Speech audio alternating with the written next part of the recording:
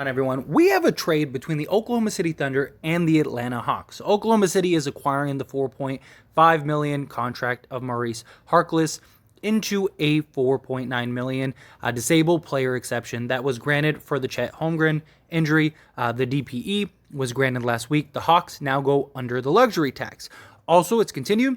Draft compensation to OKC, 2029, second via Atlanta, 2025, second from Atlanta that was protected. 31 to 55 has been amended to 31 to 40. The pick will convey to OKC if 41 to 60.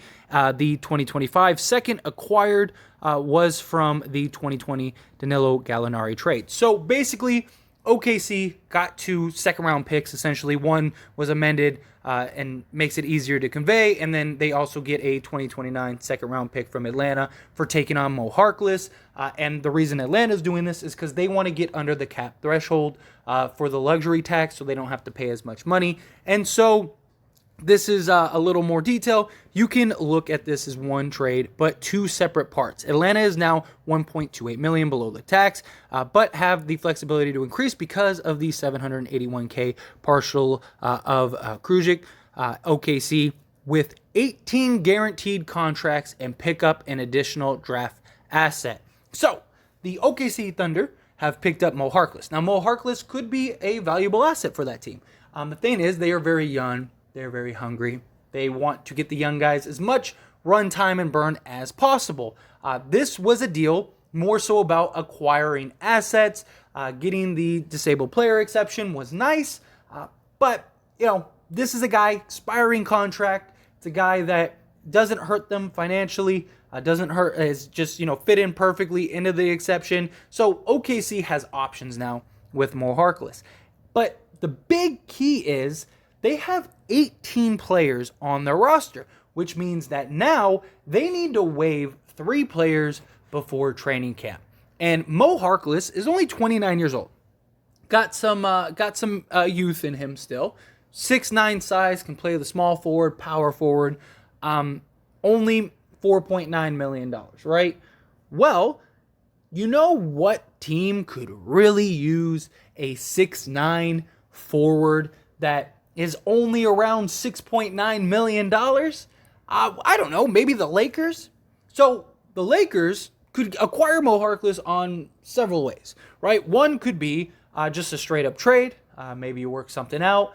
I don't know if I'd trade Kendrick Nunn, but we really do need Mo Harkless. You could just do Kendrick Nunn for Mo Harkless. Get a 6'9", 29-year-old veteran, play the small forward, play the power forward. The other thing is that it's also very possible that OKC just buys him out.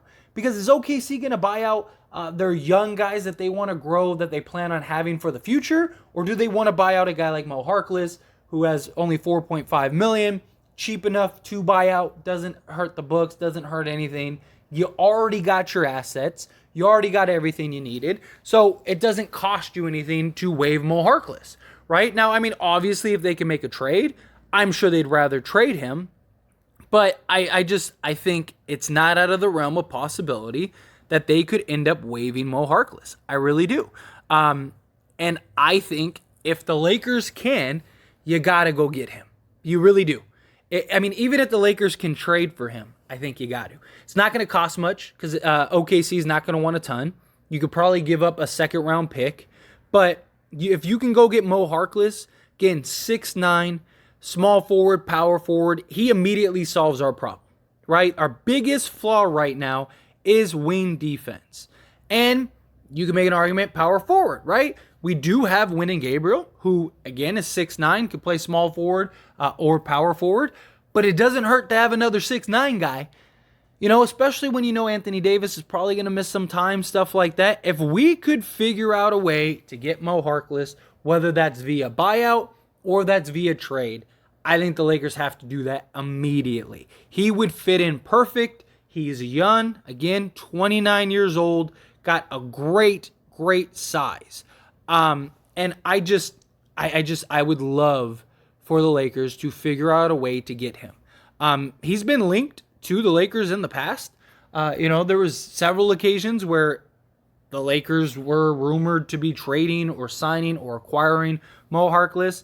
He solves all of our needs. 6'9", 7-foot wingspan. So he's a big body that can guard the big wings that we need, the Kevin Durant's, the Kawhi Leonard's, the Paul George's, all of that stuff. We need somebody like this. From a just like statistical standpoint, because obviously we also need shooting.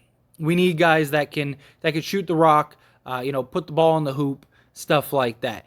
He's never been a big scorer. He averaged, I believe, like 5 points a game last season. So again, not a guy that's going to completely, jump out of the page. Also, has never really been a big 3-point shooter. Like last year, he was 32%, 30%, something like that, last season. So he's not somebody that's going to shoot the lights out. He's not somebody that's going to come in and, and be the 3-and-D we need. But here's the problem, is there's nobody out there right now that is both 3 and D. It's one or the other. It's either you get a guy that can light it up like a Buddy Hield or something like that, or, even like a Cole Swider, or you go get a guy like Mo Harkless, who isn't a very good 3-point shooter, but guess what? He can guard multiple positions, good size, good body, and I think we need that more than anything. I know a lot of people feel like we really need shooting, and I do understand that, and I don't disagree, but I think we need a big wing body that can guard multiple positions and really and just be a guy for when we play like the Clippers and stuff like that. I really do. I think we need somebody along those lines. And I think that Mo Harkless would fit that perfectly. Maybe playing next to LeBron, AD, and Westbrook, maybe he can get his 3-point percentage up. He has had a year where he shot 38%. It's been quite some time. He's had a couple years where he shot 37%. He did even have a year where he shot in the 40s, but it was a small sample size. He only took 3 attempts or 2 attempts a game, something like that. And he only played 11 games that season, something like that. So in a large sample size season, he's right around 30%. He's had some good seasons where he's been in the high 30s to 40s, but he's also had some seasons where he shot 27%. And then one season was 17%. So again, if you bring him in, you're not bringing him in as an elite lights out shooter. You're bringing him in as your small forward, power forward that is just solely a defensive assignment.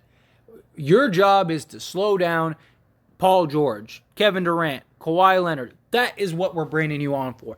And I think we need that more. We haven't had a problem scoring. We have LeBron James, Anthony Davis, and Russell Westbrook. We're not going to have a problem scoring. Even last year, as terrible as we were, we scored 114 points a game.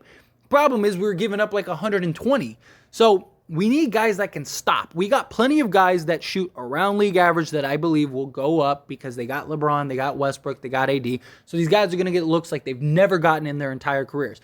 The one thing we don't have is a guy like Mo Harkless. Winning Gabriel is the closest.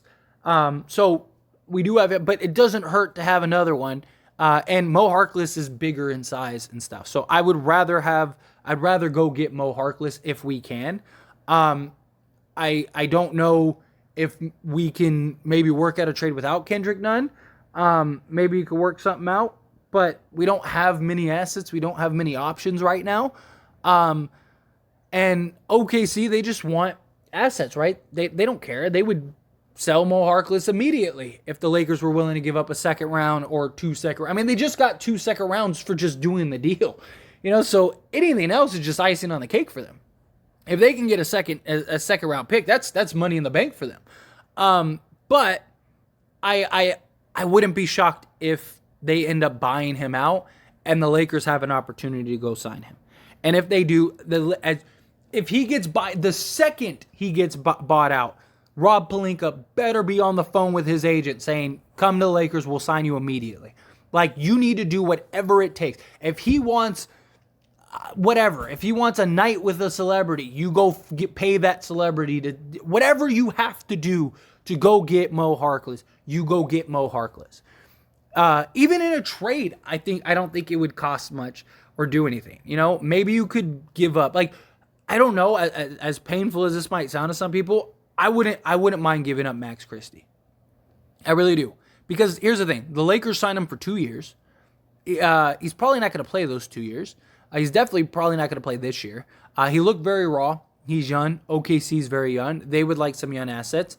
And I think that right now, you need to do whatever it takes to win right now.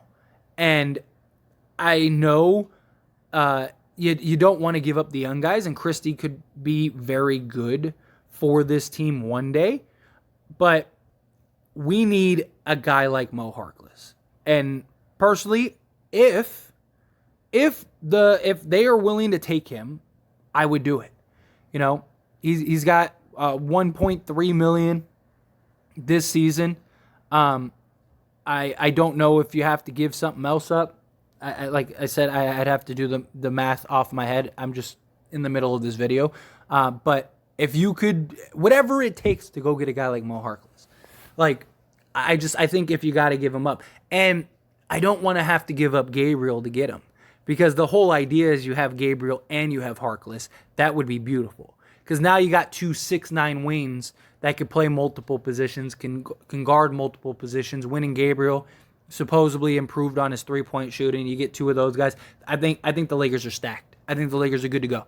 But I think you got to go get Mo Harkless. But anyway, as always, this is a discussion, so I want to hear from you. Let me know your thoughts and opinions down in the comment section below. What do you think about the Lakers going after Mo Harkless? Do you love it? Do you hate it? However you feel about it, I'd love to hear your thoughts and opinions, so let me know down in the comment section below. Quick little shameless plug, everyone. If you enjoy my videos and commentary here on this channel, As It Stands Lakers, then check out the link down in the description below and go subscribe to As It Stands. Believe it or not, As It Stands was the first channel. If it wasn't for that channel, this channel would never have existed. Because of the success of that channel, it led me to want to create this Lakers channel. So do me a huge solid. If you're not subscribed over there, go check that out. Go subscribe over there. I talk all things sports, all teams, things like that, not just the Lakers. So if you just enjoy my commentary and want to hear me talk about other things, or you just, are a fan of other sports and other teams, go check that out. I promise you will not be disappointed.